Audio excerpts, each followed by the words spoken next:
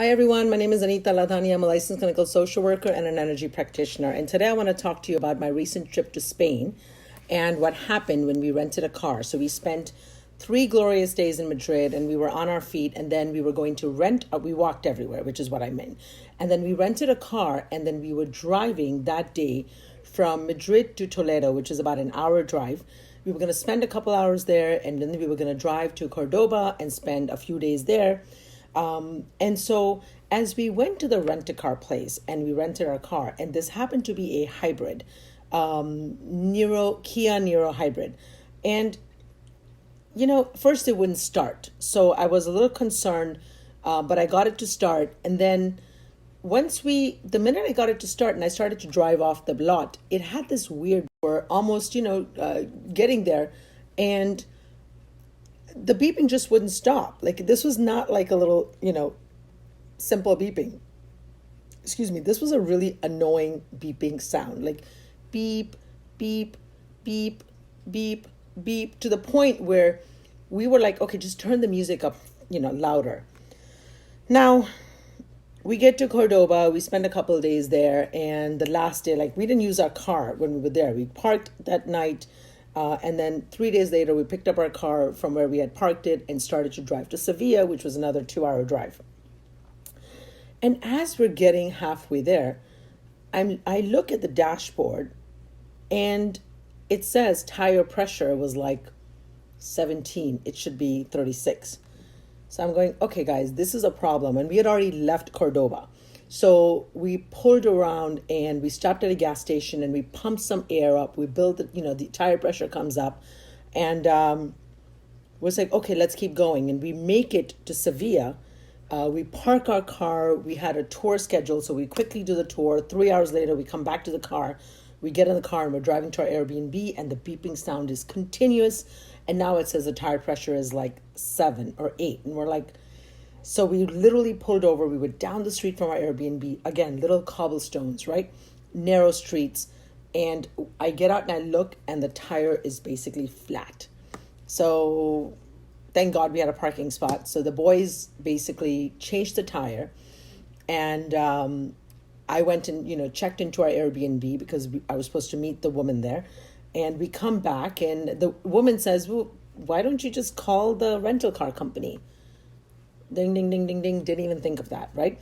So I then called the rental car company, and I was on hold with them for like 15 minutes because, again, I was waiting for a translator. Mind you, also, there's no 800 number there. So I'm calling, just a general number, and I'm waiting, paying the international calling. Long story short, they send someone out. The guy replaces the tire. And I tell him, hey, the beeping sound is something that was on from the very first get-go. So can you please make sure you look at that as well? Well, as it turned out, the beeping sound was actually warning us about the tire pressure, which we completely ignored. And because we ignored it, we were really lucky where nothing happened to us on our drive from Madrid to Toledo. We were very lucky because nothing happened on our long evening, nighttime drive from Toledo. It was like 2.5 hours, but we stopped for dinner and blah, blah, blah. So it was like almost 4 hours by the time we arrived in Cordoba at like 11:30, almost midnight. We were really lucky that nothing happened on our drive to Sevilla. And we were really lucky that we were actually not driving or whatever when the tire, we got into an accident.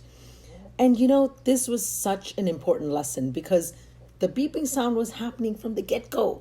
All I had to do was listen, turn the car around, and go back to the rental car and have them check it out.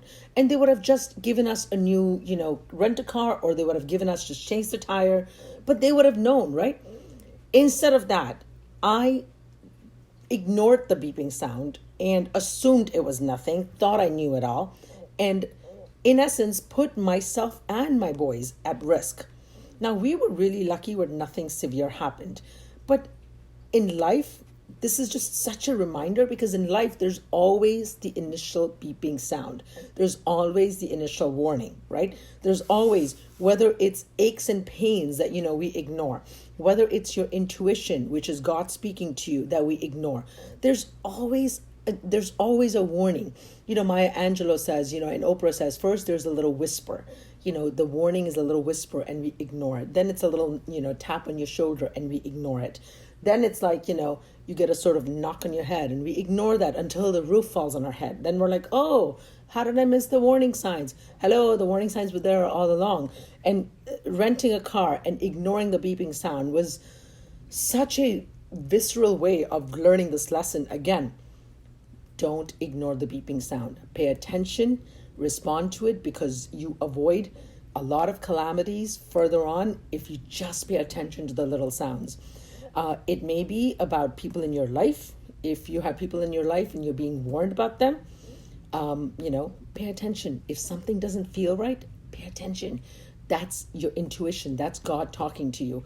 Maya Angelou also says something amazing. I love Maya Angelou. She has a bunch of amazing quotes. Love everything that woman has said.